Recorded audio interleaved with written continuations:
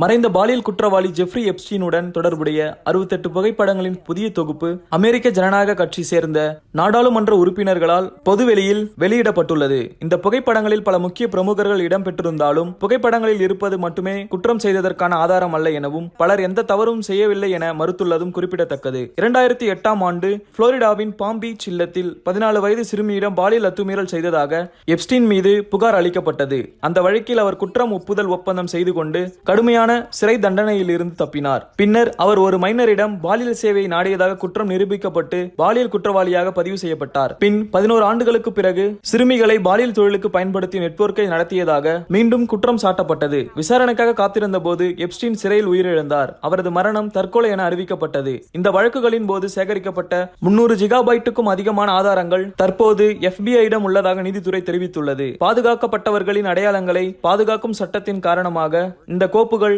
பொதுமக்களுக்கு வெளியிடப்படாது என்றும் கூறப்பட்டுள்ளது. இதற்கிடையில் எப்ஸ்டீன் தொடர்பான உண்மைகள் மறைக்கப்படுவதாக சில வலதுசாரி குழுக்கள் கோட்பாடுகளை முன்வைத்து வருகின்றன. எப்ஸ்டீன் வழக்கு குறித்து பல கேள்விகள் இன்னும் பதிலின்றியே உள்ளன.